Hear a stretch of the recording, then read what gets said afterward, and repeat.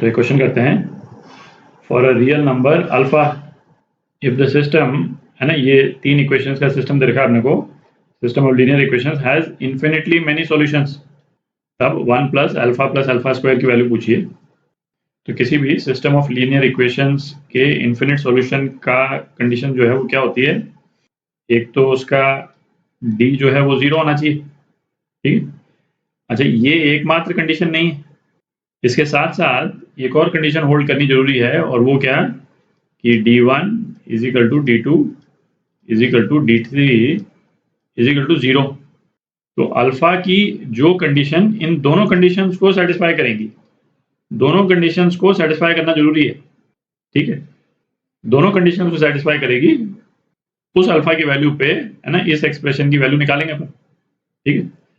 तो करते हैं, ये इक्वेशंस अपने को मैट्रिसेस के फॉर्म में दे रखी है, पर इसका सॉल्यूशन जो अपन करेंगे, है ना, उसमें डिटर्मिनेंट वाले रिजल्ट्स को यूज कर लेंगे, ठीक है, उससे फर्क तो कोई पड़ता नहीं। तो डी निकालते हैं, डी जो है वो क्या है इस केस में, 3 इक्वेशंस, तो 1 अल्फा स्क्वायर अल्फा 1 अल्फा और अल्फा स्क्वायर अल्फा और 1, ठीक। तो थोड़ा सिंप्लीफाई कर लेते हैं, R1 को रिप्लेस हम कर रहे हैं R1 plus R2 plus R3 से, ठीक है। क्या आ जाएगा, 1 plus alpha square 2 alpha plus 1 और 1 प्लस अल्फा स्क्वायर, है ना, अल्फा 1 अल्फा और अल्फा स्क्वायर अल्फा और 1, ठीक। ये वैल्यू आ गई। अब कॉलम 1 को अपन रिप्लेस कर देते हैं कॉलम 1 माइनस कॉलम 3 से, ठीक है। तो 2 जीरोज आ जाएंगे, सिंप्लीफाई हो जाएगा अपना डिटर्मिनेंट। तो यहाँ 0 आ गया, यहाँ 0 आ गया, और यहाँ क्या आ गया, अल्फा स्क्वायर माइनस 1, और बाकी कॉलम तो सेम ही है, 1 alpha and 1 plus alpha square alpha और 1, ये आ गया, ठीक। अब इसको डिटर्मिनेंट को खोल देते हैं, जगह बना लेते हैं थोड़ी। तो इस डिटर्मिनेंट को, है ना, कॉलम 1 यूज करके आप इसको खोल लें और सिंप्लीफाई कर लीजिएगा।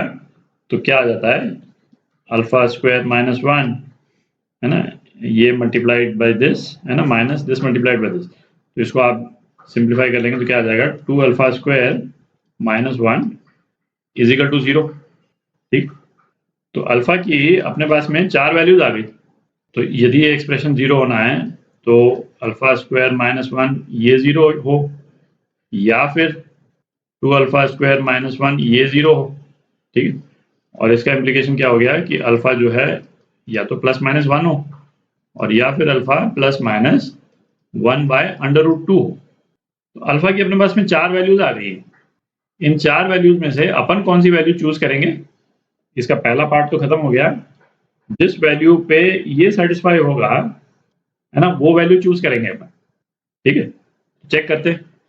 तो मैं ऐसा करता हूँ, D1 D2 D3 को यहाँ पे अपन, है ना, साइड बाय साइड लिख देते हैं।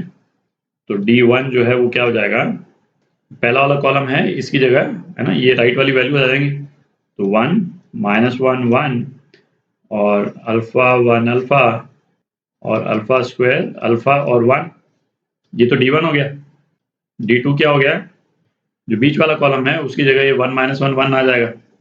तो 1 अल्फा स्क्वायर 1 माइनस 1 अल्फा और अल्फा स्क्वायर अल्फा 1, ठीक है। और D3 की क्या वैल्यू हो जाएगी, लास्ट कॉलम की जगह ये 1 माइनस 1। तो पहला कॉलम 1 अल्फा स्क्वायर, फिर अल्फा 1 अल्फा, और लास्ट में क्या 1 माइनस 1 1, ठीक है। अब यहाँ भी थोड़ी जगह बना लेते हैं। तो अल्फा की जो चारों वैल्यूज हैं एक एक करके चेक करते हैं। सबसे पहले अपन चेक कर रहे हैं अल्फा इज इक्वल टू 1, ठीक है, इसको चेक कर रहे हैं अपन। तो इसमें, है ना, D1 आप देखें, जो सेकंड कॉलम है वो क्या हो जाएगा, 1 1 1 हो जाएगा, और थर्ड कॉलम क्या हो जाएगा, 1 1 1 हो जाएगा, है ना। तो दिख रहा है आपको, D1 क्या हो गया, 0 हो गया, ठीक है, 2 कॉलम सेम हो गए तो 0 हो गया। D2 में क्या होगा, जो फर्स्ट कॉलम और थर्ड कॉलम वो सेम हो जाएगा, identical, alpha is equal to 1 पे, तो D2 भी 0 हो गया, ठीक है। और D3, है ना, D3 में फर्स्ट कॉलम और सेकंड कॉलम सेम हो जाएगा, ठीक है, अल्फा इज इक्वल टू 1 पे, तो D3 भी 0 हो गया। तो ये condition alpha is equal to 1 पे तो सेटिस्फाई हो ही रही, तो एक सॉल्यूशन हमारा अल्फा इज इक्वल टू 1 तो आ गया। ठीक है, इसको मैं ऐसे टिक मार देता हूँ। ठीक है, अल्फा इज इक्वल टू 1 एक सॉल्यूशन तो आ गया। अब एक से ज़्यादा है कि नहीं अभी चेक करते हैं। अच्छा, अब alpha is equal to -1 check करते हैं। Alpha is equal to -1। ठीक है, तो इसमें आप देखें जो D1 है तो फर्स्ट कॉलम क्या है 1 -1 1, लास्ट कॉलम क्या हो जाएगा अल्फा इज इक्वल टू -1 पे ये भी 1 -1 1 हो जाएगा, दिख रहा है? तो D1 जो है वो 0 हो गया। D2 में फर्स्ट कॉलम देखें क्या हो जाएगा 1 -1 1, अल्फा इज इक्वल टू -1 पे, है ना? और सेकंड कॉलम तो फर्स्ट और सेकंड कॉलम सेम हो गए, तो ये 0 हो गया। ठीक है, और D3 में फर्स्ट कॉलम क्या हो जाएगा 1 -1 1 हो जाएगा, और लास्ट कॉलम भी 1 -1 1 है, तो ये भी 0 हो गया। तो अपने पास में अल्फा इज इक्वल टू -1 पे भी ये कंडीशन सेटिस्फाई हो रही। अल्फा की दो वैल्यूज तो आई गई जिसपे ये कंडीशन सेटिस्फाई हो रही। अच्छा, इसी तरह से आप अल्फा इज इक्वल टू +1/√2 और -1/√2 लगा करके देखें तो उसमें क्या है D1 D2 D3 की वैल्यू 0 नहीं आती है।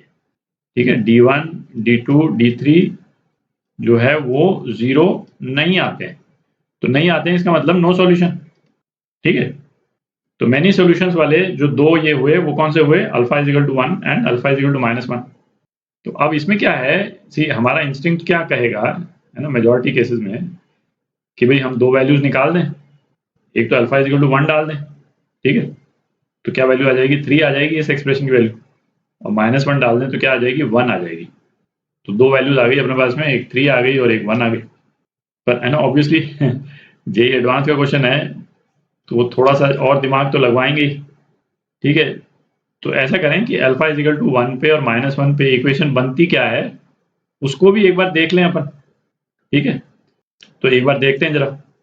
तो अल्फा इज इक्वल टू 1 पे यदि अपन इक्वेशंस देखें तो क्या हो जाएगी equation x plus y plus z is equal to 1, दूसरा x plus y plus z is equal to -1, और तीसरा क्या x plus y plus z is equal to 1। तो इसमें देख रहे हैं प्रॉब्लम क्या हो रही है भाई, जो पहला वाला इक्वेशन है और जो तीसरी वाली इक्वेशन है वो तो सेम ही है। तो ठीक है, हमारे पास में दो इक्वेशन तो सुपर इम्पोज वाली आ गई। अच्छा, जो तीसरा वाला जो इक्वेशन है ना, उसका जो प्लेन है वो फर्स्ट इक्वेशन और थर्ड इक्वेशन वाले प्लेन के तो पैरेलल ही निकल गया, आप देख रहे हैं। तो ये सिचुएशन क्या हो गई भाई, ये सिचुएशन तो कुछ इस टाइप की हो गई, दो प्लेन तो सुपर इम्पोज वाले हो गए इसी के ऊपर, है ना, केवल अलग कलर में दिखा रहा हूँ, हालांकि दोनों प्लेन एग्जैक्टली आइडेंटिकल हैं। ये तो हो गई पहली और तीसरी इक्वेशन, और ये जो बीच वाली जो इक्वेशन है वो एग्जैक्टली इनके पैरेलल है और किसी एक डिस्टेंस पे है ना, ये इसके कारण जो डिस्टेंस आ रहा है, तो इनमें तो कोई भी पॉइंट ऑफ इंटरसेक्शन होगा ही नहीं। ये सिचुएशन भी अपन ने डिस्कस की थी, है ना, जब अपन कर रहे थे, जब एनालाइज कर रहे थे, तो वहां पे मैंने क्या बोला था कि इस कंडीशन, है ना, d इज इक्वल टू 0 और d1 is equal to d2 is equal to d3 is equal to 0 पे भी कोई गारंटी नहीं है कि इन्फिनिट सॉल्यूशन हो, क्योंकि एक कंडीशन ऐसी है कि यदि प्लेन्स यदि पैरेलल आ जाएं, ठीक है, तीनों प्लेन अलग अलग पैरेलल भी आ सकते थे भाई, यहाँ पे 1 की जगह पे यदि 5 होता है तो तीनों प्लेन पैरेलल हो जाते और लेफ्ट हैंड साइड में एग्जैक्टली सेम रहता जो है सिस्टम, तो उसमें भी कोई सॉल्यूशन नहीं निकलता है, तो वो हमको इक्वेशन देख के ही करना पड़ेगा और कोई चारा नहीं। तो इसमें ये जो अल्फा इज इक्वल टू 1 आया, इससे हमारा सॉल्यूशन नहीं निकल रहा है, आप देख रहे हैं, इससे इन्फिनिटली मेनी सॉल्यूशन नहीं निकल रहे, हमारे प्लेन्स पैरेलल हो गए। अब अल्फा इज इक्वल टू -1 पे चेक कर लेते हैं। तो अल्फा इज इक्वल टू -1 पे इक्वेशन जो है वो अपन लिख रहे हैं, तो ये क्या हो जाएगी x minus y plus z is equal to 1, फिर -x plus y minus z is equal to -1, और तीसरी इक्वेशन क्या हो गई x minus y plus z is equal to 1। ठीक है, बना लेते हैं, है ना, डायग्राम बना के एक बार देख लेंगे इसको। तो इस वाले केस में भी देखें, जो फर्स्ट इक्वेशन और थर्ड इक्वेशन है ना, ये तो आइडेंटिकल ही है। ठीक है, दो प्लेन्स हमारे सुपर इम्पोज हो रहे हैं, सेम सिचुएशन, है ना, ये पहला प्लेन आ गया और दूसरा प्लेन जो है बिल्कुल एग्जैक्टली इसी के ऊपर है, आइडेंटिकल प्लेन है, सुपर इम्पोज। ठीक है, तो ये सिचुएशन तो हो गई, बट लकीली क्या है, जो तीसरा वाला प्लेन है वो इनके पैरेलल नहीं है ना, दिख ही रहा है पैरेलल नहीं, वो कुछ इस टाइप से बन जाएगा, कोई भी मतलब किसी भी ओरिएंटेशन का तीसरा प्लेन जो है वो कुछ इस टाइप से बन जाएगा। आप देख रहे हैं, तो इनका जो पॉइंट ऑफ इंटरसेक्शन जो है वो कहीं ना कहीं तो निकल ही जाएगा, ये येलो लाइन में जो मैंने बनाई। तो अल्फा इज इक्वल टू -1 पे इन्फिनिटली मैनी सॉल्यूशंस हमको मिल रहे हैं, और अल्फा इज इक्वल टू -1 पे इसकी वैल्यू कितनी आ रही है, 1 प्लस अल्फा स्क्वायर की वैल्यू 1 आ रही है। ठीक है, तो ये आपका आंसर है ना, 1।